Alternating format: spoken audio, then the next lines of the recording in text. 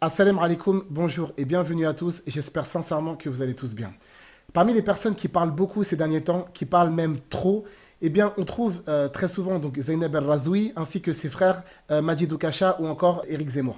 Et en fait ces gens-là, lorsqu'ils vous parlent d'islam, ils vous disent, bon alors l'islam c'est une religion violente, l'islam c'est une religion dangereuse, l'islam c'est une religion terroriste et tous les attentats qui se déroulent dans le monde, eh ben c'est à cause du Coran. Pourquoi? Parce que c'est Allah dans le Coran qui a ordonné aux musulmans de faire un génocide planétaire et mondial contre les mécréants. Moi, ce qui m'étonne, c'est que lorsque j'entends ces personnes parler d'islam et qui disent qu'ils connaissent le Coran, etc., mais je ne les ai jamais entendus parler de tout ce qui s'est passé à la Mecque pendant 13 ans.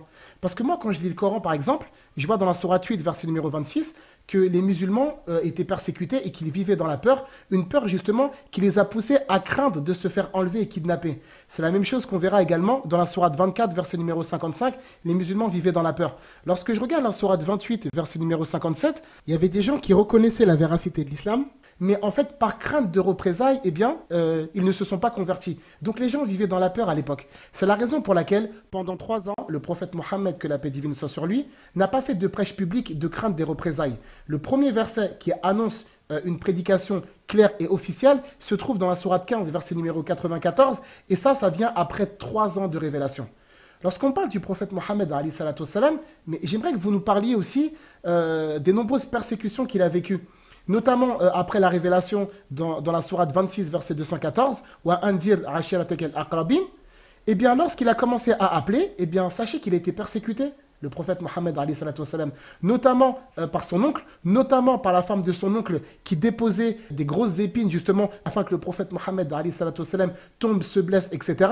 Comme on trouve ceci dans l'explication de la sourate 111. Je vois également que le prophète Mohammed était quelqu'un qui était attaqué, dévisagé, notamment dans la sourate 68, verset numéro 52. Je vois également qu'on l'a traité de tous les noms, notamment dans la sourate 68, dans la sourate 52, dans la sourate 38, dans la sourate 15, verset numéro 7. Je vois également que c'est un homme qui a subi plusieurs tentatives d'assassinat, de crimes et de meurtres, dans la sourate 8, verset numéro 30, dans la sourate 9, verset numéro 40, et que justement, le prophète Mohammed, avant la révélation de la sourate 72, verset numéro 1, et également l'annonce dans la sourate 46, verset numéro 29, eh bien, lorsqu'il est parti à Taïf, donc dans une ville d'Arabie, pour aller appeler les gens à la religion, eh bien, on l'a accueilli avec des insultes, des pierres, etc.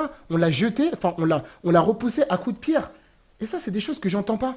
Ça veut dire que lorsque il a tenté de s'enfuir, d'accord, de la Mecque, parce que justement, il était tellement persécuté qu'il a dû fuir sa terre natale, car il a été contraint, comme ceci est indiqué dans la sourate 8, verset numéro 30, la sourate 9, verset numéro 13, la sourate 17, verset 74, la sourate 47, verset numéro 15, la sourate 60, verset numéro 1, eh bien, lorsqu'il a été contraint, eh ben, il s'est retrouvé dans une grotte. Il s'est caché dans une grotte justement pour pouvoir préserver sa vie ainsi que celle de l'homme avec qui il était un de ses compagnons. Dans la sourate 9, verset numéro 40. Mais en fait, tous ces versets, moi, je n'en ai jamais entendu parler. J'ai pas non plus entendu parler qu'il y avait des musulmans qui étaient contraints justement de prononcer des paroles d'impiété sous peine justement de se faire torturer, etc. Comme dans la sourate 16, verset numéro 101. Mais toutes ces choses-là, j'en ai jamais entendu parler. Et ça existe dans le Coran. Lorsque le prophète Mohammed a émigré, eh ben, il a été suivi par les musulmans qui aussi ont été chassés de leur demeure. Comme ceci est mentionné dans la sourate 2, verset numéro 191, dans la sourate 2, verset numéro 277, dans la sourate 3, verset numéro 195, dans la sourate 22, verset numéro 39 et 40, dans la sourate 59, verset numéro 7 et 8, dans la sourate 60, verset numéro 1. Mais pourquoi vous n'en parlez pas de ça? Alors, lorsque le prophète Mohammed arrive à Médine alors qu'il a été persécuté pendant 13 ans, chassé et expulsé de sa cité, eh bien là, lui révèle un verset pour lui dire ça continue, ça ne s'arrête pas. Donc ici, justement, on va avoir la bataille de Badr qui va arriver, donc cette bataille dont Allah parle dans la sourate 3, verset numéro 13, la sourate 3, verset numéro 123, la sourate 8, verset numéro 41.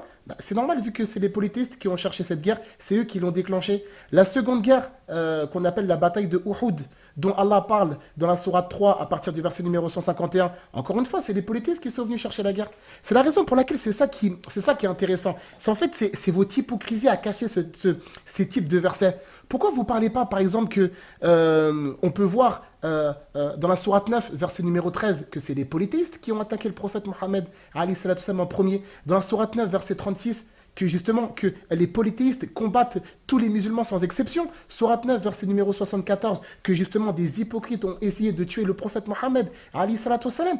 Parce qu'en fait, toutes les guerres là qu'il y a dans le Coran, par exemple, si on parle de la bataille de Al-Khandaq, la bataille des tranchées, dans la sourate numéro 33, ou la bataille de Hunayn, dans la sourate 9, verset numéro 28, la bataille de Tabouk, dans la sourate 9, verset numéro 29. Mais en fait, tout ça, il faut le contextualiser. Ça, c'est des versets à contextualiser. Donc, en fait, ce qui est étonnant, c'est que on est toujours, en fait, dans une perpétuelle politique de l'autruche. En fait, on cite les versets qu'on veut, et puis après, les autres versets coraniques, on ne les cite pas. On ne dit pas, par exemple, que la femme du prophète Mohammed, alayhi salatu wassalam, a été traitée de femme adultérine, dans la sourate 24, verset numéro 11. On ne nous dit pas non plus qu'il y a des gens qui ont voulu tuer le prophète Mohammed, alayhi salatu wassalam, à plusieurs reprises, qu'il y a des gens qui ont voulu l'empoisonner, qu'il y a des gens qui l'ont ensorcelé, qu'il y a des gens qui l'ont frappé.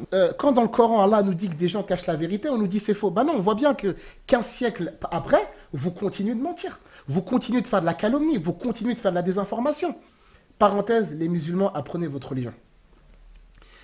Apprends ta religion, Harry. Il faut que tu apprennes ta religion, il faut que tu sois prêt, il faut que tu sois compétent pour pouvoir répondre. Justement pour que ces gens-là se taisent. Parce qu'en réalité, tout le terrain qu'ils sont en train de gagner, eh ben, en réalité, c'est parce que c'est nous qui les avons laissés. Donc apprenez votre religion, faites des efforts dans l'apprentissage. J'espère que cette vidéo vous aura été utile, profitable et bénéfique. Barakallahu fikum, wassalamu alaikum.